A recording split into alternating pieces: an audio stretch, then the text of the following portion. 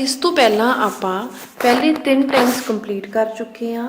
Present indefinite, past indefinite and future indefinite. तो अपने कोले हुण 4th टेंस हैगा प्रेजेंट कॉन्टीन्यूअस टेंस। जिवें कि इहदे नाम तो ही क्लीयर हुंदा है, प्रेजेंट मीनस वर्तमान काल, कॉन्टीन्यूअस मतलब जो चीज़ कॉन्टीन्यू है, जो चीज़ लगातार चल रही है या हो रही है।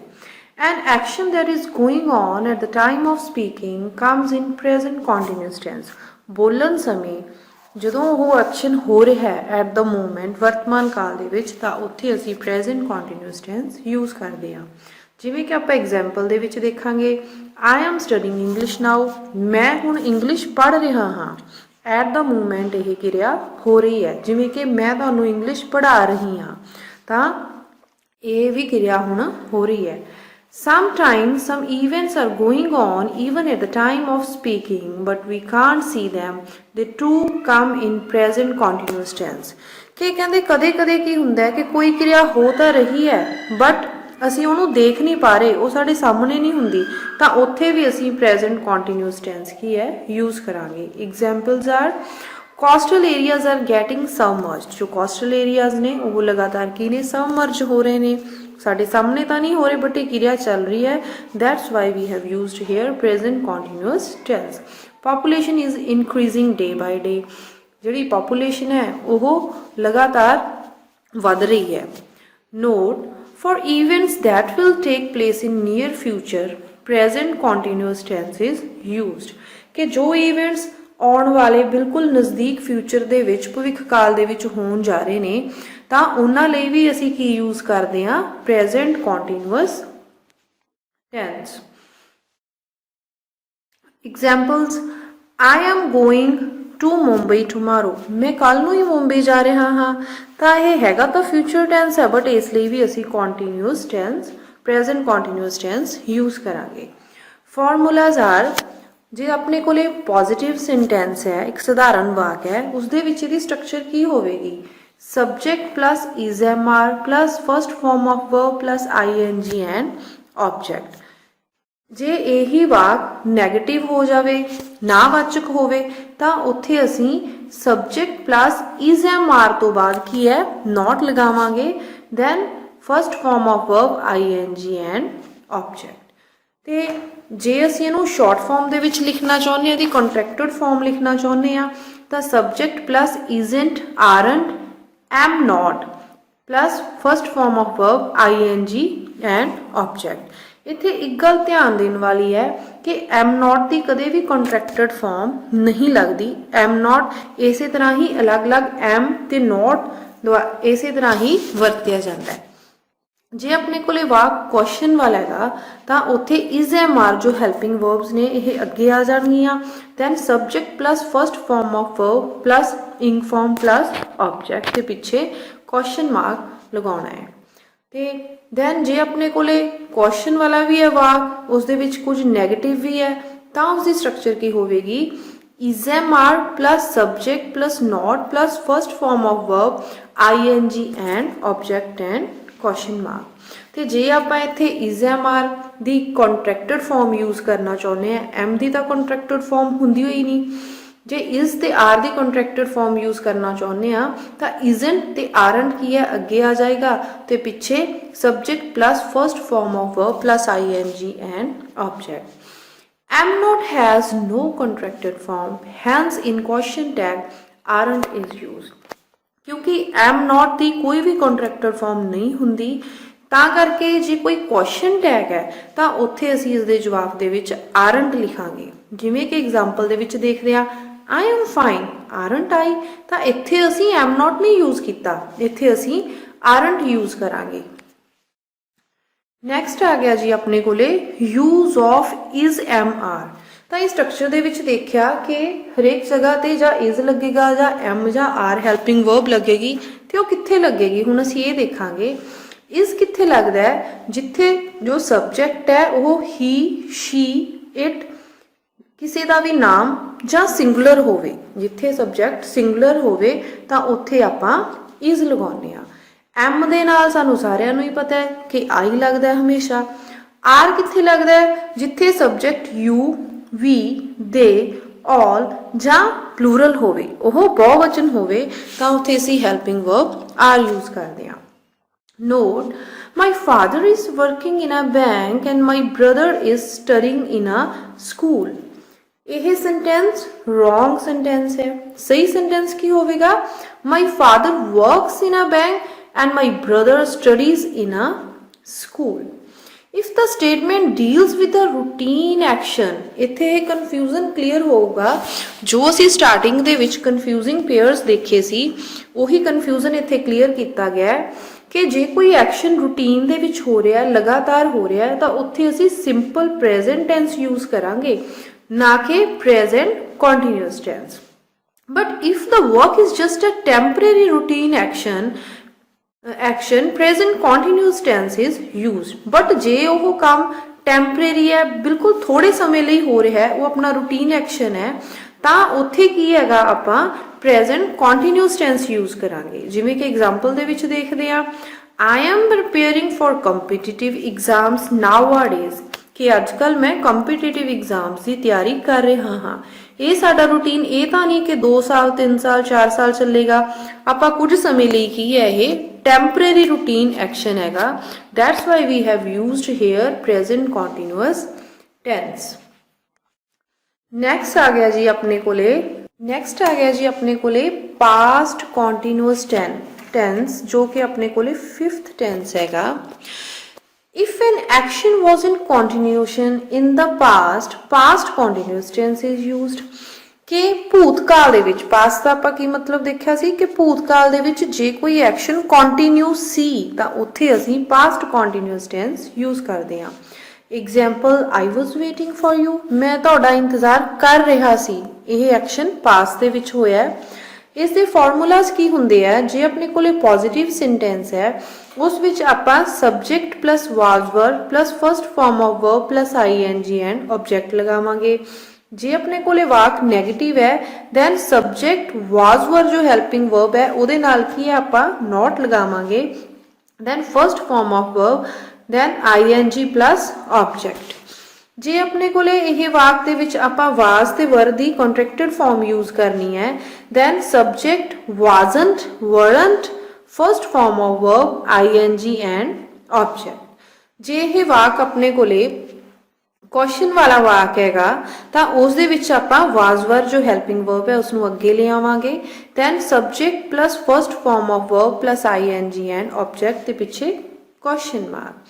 ਤੇ ਜੇ ਆਪਣੇ ਕੋਲੇ ਵਾਕ ਕੁਐਸਚਨ ਵਾਲਾ ਵੀ ਹੈ ਤੇ ਉਹ ਨੈਗੇਟਿਵ ਵੀ ਹੈ ਤਾਂ ਉੱਥੇ was were, then subject plus not plus first form of verb ing and object. ਤੇ ਜੇ ਆਪਾਂ ਵਾਜ਼ ਵਰ ਦੀ ਕੰਟਰੈਕਟਡ ਫਾਰਮ ਯੂਜ਼ ਕਰਨਾ ਚਾਹੁੰਦੇ ਆਗੇ ਤਾਂ ਵਾਜ਼ਨਟ, ਵਰਨਟ ਕੀ ਹੈ ਅੱਗੇ ਆ ਜਾਊਗਾ, plus subject plus first form of verb ing and object, then question mark. ਤਾਂ ਇਹ ਇਹਦੀਆਂ ਸਟਰਕਚਰਸ ਹੋ ਗਈਆਂ ਪਾਸਟ ਕੰਟੀਨਿਊਅਸ ਟੈਂਸ ਦੀਆਂ। ਦੈਨ ਆਪਾਂ ਦੇਖਾਂਗੇ ਯੂਜ਼ ਆਫ ਵਾਜ਼ ਐਂਡ ਵਰ, ਕਿ ਵਾਜ਼ ਕਿੱਥੇ ਲੱਗਦਾ ਹੈ ਤੇ ਵਰ ਕਿੱਥੇ ਲੱਗਦਾ ਹੈ, ਕਿਉਂਕਿ ਲੱਗੂਗਾ ਤਾਂ ਇਹਨਾਂ ਦੇ ਵਿੱਚੋਂ ਇੱਕ ਹੀ। ਤਾਂ ਵਾਜ਼ ਦੇਖਦੇ ਹਾਂ ਕਿੱਥੇ ਲੱਗਦਾ ਹੈ, ਜਿੱਥੇ ਜੋ ਸਬਜੈਕਟ ਹੈ ਕੰਮ ਕਰਨ ਵਾਲਾ ਹੈ ਉਹ ਕੀ ਹੋਊਗਾ, ਹੀ, ਸ਼ੀ, ਇਟ, ਕਿਸੇ ਦਾ ਵੀ ਨੇਮ ਜਾਂ ਸਿੰਗੂਲਰ ਹੋਵੇ ਤਾਂ ਉੱਥੇ ਅਸੀਂ ਵਾਜ਼ ਯੂਜ਼ ਕਰਦੇ ਹਾਂ। ਵਰ ਕਿੱਥੇ ਲੱਗਦਾ ਹੈ, ਜਿੱਥੇ ਸਬਜੈਕਟ ਯੂ, ਵੀ, ਦੇ, ਪਲੂਰਲ, ਆਲ, ਕੋਈ ਵੀ ਬਹੁਵਚਨ ਹੋਵੇ ਤਾਂ ਉੱਥੇ ਅਸੀਂ ਕੀ ਲਾਉਂਦੇ ਆਂਗੇ, ਵਰ ਯੂਜ਼ ਕਰਦੇ ਆਂਗੇ। ਇਨ ਇਮੈਜਿਨਰੀ ਸੈਂਟੈਂਸ, ਇਹ ਚੀਜ਼ ਬਹੁਤ ਹੀ ਧਿਆਨ ਦੇਣ ਵਾਲੀ ਹੈ। ਇਨ imaginary sentence were is used with all subjects no matter whether it is used as a helping verb or main verb। imaginary sentences ਕੀ ਕਿਹੜੇ ਹੁੰਦੇ ਨੇ, ਜੋ ਸੱਚ ਨਹੀਂ ਹੁੰਦੇ, ਜੋ ਸਿਰਫ ਇੱਕ ਕਲਪਨਾ ਹੁੰਦੀ ਆ, ਜਿਸ ਦੇ ਵਿੱਚ ਅਸੀਂ ਕੋਈ ਆਪਣੀ ਇੱਛਾ ਜ਼ਾਹਿਰ ਕੀਤੀ ਹੈ ਜਾਂ ਕੋਈ ਵਿਸ਼ ਮੰਗਦੇ ਹਾਂ ਅਸੀਂ, ਜੋ ਕਾਲਪਨਿਕ ਹੁੰਦੇ ਨੇ, ਤਾਂ ਉੱਥੇ ਸਾਰੇ ਹੀ ਸਬਜੈਕਟਸ ਦੇ ਨਾਲ ਵਰ ਲੱਗਦਾ ਹੈ। ਅਸੀਂ ਕਈ ਥਾਈਂ ਇਹ ਲੱਗਿਆ ਵੀ ਦੇਖਿਆ ਹੋਊਗਾ, ਸਾਡੇ ਮਾਈਂਡ 'ਚ ਕਨਫਿਊਜ਼ਨ ਆਉਂਦਾ ਹੈ ਕਿ ਜੋ ਸਬਜੈਕਟ ਸੀ ਉਹ ਤਾਂ ਸਿੰਗੂਲਰ ਸੀ, ਇੱਥੇ ਵਰ ਕਿਵੇਂ ਆਇਆ। ਤਾਂ ਇਹ ਕੀ ਹੈਗਾ ਕਿ ਇਮੈਜਿਨਰੀ ਸੈਂਟੈਂਸਿਸ ਦੇ ਵਿੱਚ ਹਮੇਸ਼ਾ ਸਬਜੈਕਟ ਕੋਈ ਵੀ ਹੋਵੇ ਉਸ ਨਾਲ ਅਸੀਂ ਵਰ ਲਗਾਵਾਂਗੇ। ਐਗਜ਼ਾਮਪਲਸ ਆਰ ਹੇਅਰ, ਆਈ ਵਿਸ਼ ਆਈ ਵਰ ਅ ਬਰਡ, ਮੈਂ ਚਾਹੁੰਦਾ ਹਾਂ ਕਿ ਮੈਂ ਇੱਕ ਪੰਛੀ ਹੁੰਦਾ, ਤਾਂ ਇਹ ਕਾਲਪਨਿਕ ਸੈਂਟੈਂਸ ਹੈ, ਉਹ ਪੰਛੀ ਬਣ ਤਾਂ ਨਹੀਂ ਸਕਦਾ, ਉਹ ਚਾਹੁੰਦਾ ਹੈ। ਤਾਂ ਇੱਥੇ ਅਸੀਂ ਵਰ ਯੂਜ਼ ਕੀਤਾ ਤੇ ਵਰ ਇੱਥੇ as a main verb use ਹੋ ਰਿਹਾ, ਚਾਹੇ ਉਹ as a helping verb use ਹੋਵੇ। ਤਾਂ ਜੋ ਇਮੈਜਿਨਰੀ ਸੈਂਟੈਂਸਿਸ ਹੈ ਉਸ ਦੇ ਵਿੱਚ ਹਮੇਸ਼ਾ ਕੀ ਹੈਗਾ, ਵਰ ਹੀ ਲੱਗਦਾ ਹੈ। ਹੀ ਪ੍ਰੀਟੈਂਡਡ ਐਜ਼ ਇਫ ਹੀ ਵਰ ਸਲੀਪਿੰਗ, ਕਹਿੰਦੇ ਉਹ ਦਿਖਾਵਾ ਕਰ ਰਿਹਾ ਸੀ ਕਿ ਜਿਵੇਂ ਕਿ ਉਹ ਸੌਂ ਰਿਹਾ ਸੀ, ਉਹ ਐਕਚੁਅਲ ਦੇ ਵਿੱਚ ਨਹੀਂ ਸੌਂ ਰਿਹਾ ਸੀ। ਨੈਕਸਟ ਆ ਗਿਆ ਜੀ ਆਪਣੇ ਕੋਲੇ 6th sentence, that is future continuous. Future ਮਤਲਬ ਭਵਿੱਖ ਕਾਲ, ਕੰਟੀਨਿਊਸ ਮਤਲਬ ਕਿ ਜਦੋਂ ਅਸੀਂ ਭਵਿੱਖ ਦੀ ਗੱਲ ਕਰਦੇ ਹਾਂ ਕਿ ਇਹ ਕੰਮ ਹੋ ਰਿਹਾ ਹੋਵੇਗਾ, ਤਾਂ ਉੱਥੇ ਅਸੀਂ ਫਿਊਚਰ ਕੰਟੀਨਿਊਸ ਟੈਂਸ ਯੂਜ਼ ਕਰਦੇ ਹਾਂ। An action going on in future comes under future continuous tense. Future ਦੇ ਵਿੱਚ ਕੋਈ ਕੰਮ ਜਦੋਂ ਹੋ ਰਿਹਾ ਹੋਵੇਗਾ, ਜੇ ਅਸੀਂ ਉਸ ਸਮੇਂ ਦੀ ਗੱਲ ਕਰਦੇ ਹਾਂ, then we will use the future continuous tense. Example, we shall be taking the examination at this time next month. ਕਿ next month ਇਸ ਸਮੇਂ ਅਸੀਂ ਐਗਜ਼ਾਮ ਦੇ ਰਹੇ ਹੋਵਾਂਗੇ, ਤਾਂ ਫਿਊਚਰ ਦੇ ਵਿੱਚ ਇਹ ਕੰਮ ਹੋ ਰਿਹਾ ਹੋਵੇਗਾ, ਇਹ ਹਲੇ ਹੋਇਆ ਨਹੀਂ ਹੈ, ਤਾਂ ਉੱਥੇ ਅਸੀਂ ਫਿਊਚਰ ਕੰਟੀਨਿਊਸ ਟੈਂਸ ਯੂਜ਼ ਕਰਾਂਗੇ। ਦੈਨ ਅਸੀਂ ਇਹਦੇ ਫਾਰਮੂਲਾਜ਼ ਵੇਖਾਂਗੇ। ਜੇ ਸਬਜੈਕਟ ਪੋਜ਼ਿਟਿਵ ਸੈਂਟੈਂਸ ਹੈਗਾ, then subject plus shall will plus be, ਇੱਥੇ ਇੱਕ ਨਿਊ ਚੀਜ਼ ਐਡ ਹੋਈ ਹੈ ਫਿਊਚਰ ਕੰਟੀਨਿਊਸ ਦੇ ਵਿੱਚ, ਉਹ ਕੀ ਹੈ, be. Then first form of verb ING and object, ਤੁਸੀਂ ਬੀ ਨੂੰ ਨਹੀਂ ਭੁੱਲਣਾ। ਦੈਨ ਨੈਗੇਟਿਵ ਸੈਂਟੈਂਸ ਦੇ ਵਿੱਚ subject plus shall will plus not be, then first form of verb ING and object. ਇੱਥੇ ਇੱਕ ਗੱਲ ਯਾਦ ਰੱਖਣੀ ਹੈ ਕਿ ਕਈ ਵਾਰ ਇਹ ਗਲਤੀ ਹੋ ਜਾਂਦੀ ਹੈ ਕਿ ਸ਼ੈਲ ਵਿਲ ਦੇ ਨਾਲ ਬੀ ਤੋਂ ਬਾਅਦ ਨੋਟ ਲਗਾਇਆ ਜਾਂਦਾ ਹੈ, ਇਹ ਰੋਂਗ ਹੈ। ਸਹੀ ਕੀ ਹੈ ਕਿ ਜੋ ਪਹਿਲੀ ਹੈਲਪਿੰਗ ਵਰਬ ਹੈ ਅਸੀਂ ਹਮੇਸ਼ਾ ਉਸ ਤੋਂ ਬਾਅਦ ਹੀ ਨੋਟ ਲਾਉਣਾ ਹੈ, ਤੇ ਜੇ ਕੁਐਸਚਨ ਵਾਲਾ ਵਾਕ ਹੈ ਤਾਂ ਵੀ ਅਸੀਂ ਪਹਿਲੀ ਹੈਲਪਿੰਗ ਵਰਬ ਨੂੰ ਹੀ ਅੱਗੇ ਲੈ ਕੇ ਆਉਣਾ ਹੈ, ਇਹ ਯਾਦ ਰੱਖਣ ਵਾਲੀ ਗੱਲ ਹੈ। ਤੇ ਜੇ ਸ਼ੈਲ ਤੇ ਵਿਲ ਦੀ ਆਪਾਂ ਕੰਟਰੈਕਟਰ ਸ਼ਾਰਟ ਫਾਰਮ ਯੂਜ਼ ਕਰਨੀ ਹੈ, ਤਾਂ ਉੱਥੇ ਅਸੀਂ ਕੀ ਲਾਵਾਂਗੇ, subject then shall or want, be then first form of verb ing and object. Then ਆਪਣੇ ਕੋਲੇ ਥਰਡ ਟਾਈਪ ਆ ਗਈ ਜਿਸ ਦੇ ਵਿੱਚ ਕੀ ਹੈ, ਕੋਈ ਕੁਐਸਚਨ ਪੁੱਛਿਆ ਗਿਆ ਹੈ। ਜਦੋਂ ਪ੍ਰਸ਼ਨਵਾਚਕ ਵਾਕ ਹੁੰਦਾ ਹੈ ਉਸ ਵਿੱਚ ਹੁਣ ਅਸੀਂ ਅੱਗੇ ਕੀ ਲੈ ਕੇ ਆਵਾਂਗੇ, ਵਿਲ ਸ਼ੈਲ, ਇਸ ਨਾਲ ਬੀ ਨਹੀਂ ਲੈ ਕੇ ਆਉਣਾ, ਤਾਂ ਇਹ ਰੋਂਗ ਹੋ ਜਾਊਗਾ। will shall plus subject then be then first form of verb and ing and object and question mark. then ਜੇ ਆਪਣੇ ਕੋਲੇ ਵਾਕ ਨੈਗੇਟਿਵ ਵੀ ਹੈ ਤੇ ਇੰਟਰੋਗੇਟਿਵ ਵੀ ਹੈ, will shall plus subject then not then be then first form of verb ing and object and question mark। ਤੇ ਜੇ ਅਸੀਂ will shall the short form use ਕਰਨਾ ਚਾਹੁੰਦੇ ਹਾਂ ਇਸ ਵਾਕ ਦੇ ਵਿੱਚ, ਇਸ ਨੂੰ contracted form ਦੇ ਵਿੱਚ use ਕਰਨਾ ਚਾਹੁੰਦੇ ਹਾਂ, then we will use want और shan't, ये starting ਦੇ ਵਿੱਚ use ਕਰਾਂਗੇ। then subject be first form of verb ing and object and then question mark। next ਆਪਾਂ ਦੇਖਾਂਗੇ ਜੀ, note some verbs do not take ing form, hence they can't come in continuous tense। ਕਿ ਕੁਝ verbs ਇਦਾਂ ਦੀਆਂ ਹੁੰਦੀਆਂ ਨੇ ਕਿ ਜਿਨ੍ਹਾਂ ਦੀ ing form ਹੁੰਦੀ ਹੋਈ ਨਹੀਂ, ਤਾਂ ਉਹ ਕੰਟੀਨਿਊਸ ਟੈਂਸ ਦੇ ਵਿੱਚ ਇੰਗ ਫਾਰਮ ਦੇ ਨਾਲ ਯੂਜ਼ ਕਦੇ ਵੀ ਨਹੀਂ ਹੋਣਗੀਆਂ। ਤਾਂ ਇਹਨਾਂ ਦੀ ਇੱਕ ਲਿਸਟ ਦਿੱਤੀ ਗਈ ਹੈ ਜੋ ਤੁਹਾਡੀ ਸਕਰੀਨ ਦੇ ਸਾਹਮਣੇ ਹੈਗੀ। List of such verbs is verbs of perception. Perception means ਕੋਈ ਧਾਰਨਾ ਜੋ ਆਪਣੇ ਮਨ ਦੇ ਵਿੱਚ ਬਣ ਜਾਂਦੀ ਹੈ, ਆਪਾਂ ਪਰਸੀਵ ਕਰਦੇ ਹਾਂ ਕਿਸੇ ਚੀਜ਼ ਨੂੰ ਦੇਖ ਕੇ। ਇਸ ਦੇ ਵਿੱਚ ਕਿਹੜੀਆਂ ਵਰਬਸ ਆ ਜਾਂਦੀਆਂ ਨੇ, see, taste, smell, hear, prefer, please, notice, recognise. ਇਹ ਸਾਰੀਆਂ ਜੋ ਵਰਬਸ ਨੇ ਇਹ ਆਪਾਂ ਨੂੰ ਯਾਦ ਕਰਨੀਆਂ ਪੈਣਗੀਆਂ। ਜੋ ਕੰਪੀਟੀਟਿਵ ਐਗਜ਼ਾਮਸ ਹੁੰਦੇ ਨੇ ਉਹਨਾਂ ਦੇ ਵਿੱਚ ਇਹੀ ਕਨਫਿਊਜ਼ਨ ਪਾਇਆ ਜਾਂਦਾ ਹੈ, ਇਹਨਾਂ ਦੇ ਵਿੱਚੋਂ ਹੀ ਬਹੁਤ ਸਾਰੇ ਕੁਐਸਚਨਸ ਨਿਕਲ ਕੇ ਆਉਂਦੇ ਨੇ ਕਿਉਂਕਿ ਇਹਨਾਂ ਨਾਲ ਲਿੰਕ ਫਾਰਮ ਨਹੀਂ ਲੱਗਦੀ ਪਰ ਉੱਥੇ ਲਗਾਈ ਹੁੰਦੀ ਹੈ, ਤਾਂ ਸਾਨੂੰ ਇਹ ਯਾਦ ਕਰਨੀਆਂ ਪੈਣਗੀਆਂ। ਦੈਨ ਹੈ second, verbs of thinking process, think, know, mean, mind, remember, suppose, etc। ਇੱਥੇ ਇੱਕ ਗੱਲ ਧਿਆਨ ਦੇਣ ਵਾਲੀ ਹੈ ਕਿ ਅਸੀਂ ਕਵਾਂਗੇ seeing, smelling, hearing ਕਿ words ਅਸੀਂ ਸੁਣਦੇ ਤਾਂ ਹਾਂ ਬਟ ਉਹ ਐਜ਼ ਅ verb ਨਹੀਂ ਯੂਜ਼ ਹੋ ਸਕਦੇ, ਉਹ ਐਜ਼ ਅ ਨਾਊਨ ਜਾਂ ਹੋਰ ਕੁਝ ਯੂਜ਼ ਹੋ ਸਕਦੇ ਨੇ ਸੈਂਟੈਂਸ ਦੇ ਵਿੱਚ, ਬਟ ਉਹ ਐਜ਼ ਅ verb ਨਹੀਂ ਯੂਜ਼ ਹੋਣਗੇ।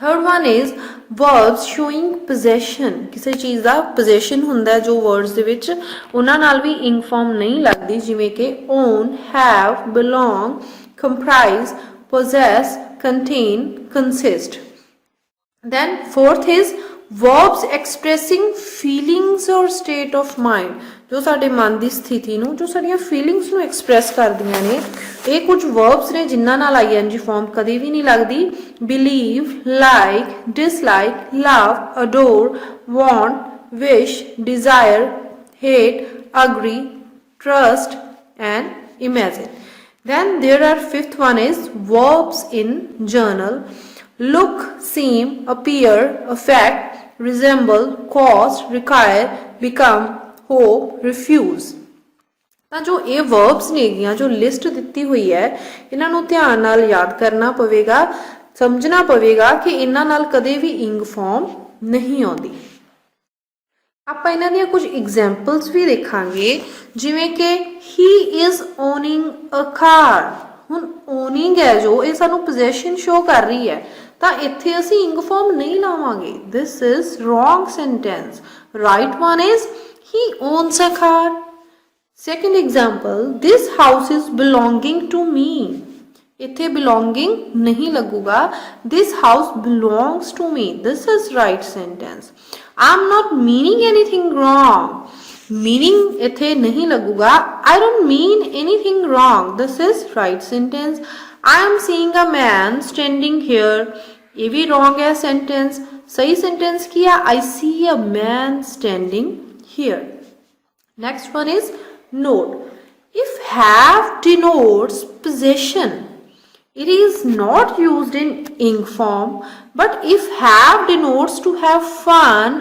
or to eat have can be used in ing form कि ਜਦੋਂ जो have है ਇਹ possession ਨੂੰ denote ਕਰਦਾ ਹੈ ਕਿ ਸਾਡੇ ਕੋਲ ਕੁਝ ਹੈ ਤਾਂ ਉੱਥੇ ਇਸ ਦੀ ਆਪਾਂ ਇੰਗ ਫਾਰਮ ਨਹੀਂ ਯੂਜ਼ ਕਰ ਸਕਦੇ ਪਰ ਜੋ ਹੈਵ ਹੈ ਜੇ ਆਪਾਂ ਕੋਈ ਫਨ ਕਰ ਰਹੇ ਹਾਂ ਇੰਜੋਏ ਕਰ ਰਹੇ ਹਾਂ ਜਾਂ ਕੁਝ ਈਟ ਕਰ ਰਹੇ ਹਾਂ ਖਾ ਰਹੇ ਹਾਂ ਉੱਥੇ ਜਿਸ ਦੀ ਸੈਂਸ ਇਹ ਨਿਕਲ ਰਹੀ ਹੈ ਤਾਂ ਉੱਥੇ ਆਪਾਂ ਇੰਗ ਫਾਰਮ ਯੂਜ਼ ਕਰਾਂਗੇ ਐਗਜ਼ਾਮਪਲਸ ਦੇ ਵਿੱਚ ਜ਼ਿਆਦਾ ਕਲੀਅਰ ਹੋਵੇਗਾ I am having a piece of cake ਇੱਥੇ having ਦਾ ਮਤਲਬ ਕਿ ਤੁਸੀਂ piece of cake ਆਪਾਂ ਖਾ ਰਹੇ ਹਾਂ ਮੈਂ ਖਾ ਰਿਹਾ ਤਾਂ ਇੱਥੇ having ਸਹੀ ਆ I am having a car ਇੱਥੇ ਇਹ ਪੋਜੀਸ਼ਨ ਸ਼ੋ ਕਰ ਰਿਹਾ ਹੈ ਕਿ ਮੇਰੇ ਕੋਲ ਇੱਕ ਕਾਰ ਹੈ ਤਾਂ ਇੱਥੇ ਜੋ having ਹੈ ਉਹ wrong ਹੈ ਇੱਥੇ ਕੀ ਆਊਗਾ I have a car ਅੱਗੇ ਆਪਾਂ ਦੇਖਦੇ ਹਾਂ ਕਿ ਕੁਝ ਵਰਬਸ ਆਉਂਦੀਆਂ ਨੇ ਆਪਣੇ ਕੋਲ ਨਿਕਲ ਕੇ think remember feel look and appear if these verbs are used to express emotions ਜੇ ਇਹ verbs use ਹੋ ਰਹੀਆਂ ਨੇ ਕਿੱਥੇ ਜਿੱਥੇ ਕੁਝ emotions express ਕੀਤੇ ਗਏ ਨੇ the verbs given above are used in progressive state they can come in ing form ਤਾਂ ਉੱਥੇ ਆਪਾਂ ਇਹਨਾਂ ਦੇ ਨਾਲ ing form ਲਾਵਾਂਗੇ examples ਦੇ ਵਿੱਚ ਦੇਖਦੇ ਹਾਂ I am thinking you are right ਮੈਂ ਸੋਚ ਰਿਹਾ ਕਿ ਤੁਸੀਂ ਸਹੀ ਹੋ this is wrong one ਸਹੀ sentence ਕੀ ਹੈ I think you are right ਮੈਂ ਸੋਚਦਾ ਕਿ ਤੁਸੀਂ ਸਹੀ ਹੋ I'm thinking of you ਮੈਂ ਤੁਹਾਡੇ ਬਾਰੇ ਸੋਚ ਰਿਹਾ ਤਾਂ ਇੱਥੇ ਕੁਝ ਆਪਾਂ ਨੂੰ ਇਮੋਸ਼ਨਸ ਦੇਖਣ ਨੂੰ ਮਿਲਦੇ ਆ that's why we have used here continuous tense I was appearing as if they were going to kill us ਇਹ sentence ਵੀ wrong ਆ ਸਹੀ ਕੀ ਹੈ it appeared as if they were going to kill us ਇਸ ਤਰ੍ਹਾਂ ਲੱਗ ਰਿਹਾ ਕਿ ਉਹ ਸਾਨੂੰ ਮਾਰਨ ਵਾਲੇ ਸੀ you are looking good ਤੁਸੀਂ ਬਹੁਤ ਸੋਹਣੇ ਲੱਗ ਰਹੇ ਹੋ look he is smelling the rose ਤਾਂ ਇੱਥੇ ਆਪਾਂ ਨੂੰ ਕੁਝ ਇਮੋਸ਼ਨਸ ਦਿਖ ਰਹੇ ਨੇ look he is smelling the rose ਤਾਂ ਇੱਥੇ ਆਪਾਂ continuous tense use ਕਰਾਂਗੇ next ਕੀ ਹੈ ਜੀ ਆਪਣੇ ਕੋਲੇ in gerund present participle verbs are used in ing form ਕਿ ਜਿੱਥੇ gerund ਹੈ ਜਬ present participle ਹੈ ਉੱਥੇ verbs ਦੀ ing form ਹੀ use ਹੋਵੇਗੀ ਇੱਥੇ ਥੋੜਾ ਜਿਹਾ ਧਿਆਨ ਦੇਣ ਵਾਲੀ ਗੱਲ ਹੈ ਕਿ gerund ਵੀ first form of verb plus ing ਨੂੰ ਕਹਿੰਦੇ ਨੇ ਪ੍ਰੈਜ਼ੈਂਟ ਪਾਰਟਿਸਿਪਲ ਵੀ first form of plus ing ਨੂੰ ਕਹਿੰਦੇ ਆ ਤੇ ਸਾਨੂੰ ਕਿਵੇਂ ਪਤਾ ਲੱਗੂ ਕਿ ਇਹਨਾਂ ਦੇ ਵਿੱਚ ਕੀ ਫਰਕ ਹੈ ਤਾਂ ਫਰਕ ਇਹ ਹੈ ਕਿ ਜੋ gerund ਹੈ ਇਹ ਸੈਂਟੈਂਸ ਦੇ ਵਿੱਚ ਐਜ਼ ਅ ਨਾਊਨ ਕੰਮ ਕਰੂਗਾ ਜੋ ਪ੍ਰੈਜ਼ੈਂਟ ਪਾਰਟਿਸਿਪਲ ਹੈ ਇਹ ਐਜ਼ ਅ ਵਰਬ ਜਾਂ ਐਡਜੈਕਟਿਵ ਵੀ ਕੰਮ ਕਰਦਾ ਹੈ Examples are here. Being ill, I could not come. ਇੱਥੇ gerund ਕੀ ਹੈ? Being is gerund. Getting a job is very easy nowadays. Seeing is believing. Swimming is a good exercise. ਤਾਂ ਜੋ ਇਹ words ਨੇ ing ਵਾਲੇ ਇਹ ਸਾਰੇ ਕੀ ਨੇ? Gerunds ਨੇ. Note, see verb advance for detailed explanation. ਆਪਾਂ ਨੂੰ ਇਸ ਬੁੱਕ ਦੇ ਵਿੱਚ ਅੱਗੇ verb advance ਦੇ ਨਾਲ ਚੈਪਟਰ ਹੈ ਜਿਸ ਦੇ ਵਿੱਚ ਇਹ ਸਾਰਾ ਕੁਝ ਡਿਟੇਲ ਦੇ ਵਿੱਚ ਕੀ ਹੈ ਕਲੀਅਰ ਕੀਤਾ ਗਿਆ. If we use a verb after a preposition, ਇਹ ਚੀਜ਼ ਵੀ ਧਿਆਨ ਦੇਣ ਵਾਲੀ ਹੈ ਕਿ ਜੇ ਅਸੀਂ verb ਕੀ ਹੈ ਕੋਈ preposition ਤੋਂ ਬਾਅਦ ਲਗਾਉਂਦੇ ਆ then verb will be in ing form. ਤਾਂ preposition ਤੋਂ ਬਾਅਦ ਲੱਗਣ ਵਾਲੀ verb ਹਮੇਸ਼ਾ ing form ਦੇ ਵਿੱਚ ਹੋਵੇਗੀ. ਜਿਵੇਂ ਕਿ examples ਦੇਖਦੇ ਆ, bats are capable of hearing ultrasonic waves. ਤਾਂ of ਕੀ ਹੈ? preposition ਹੈ ਤਾਂ ਇਸ ਤੋਂ ਬਾਅਦ ਕੀ ਲੱਗਿਆ ਹੈਗਾ?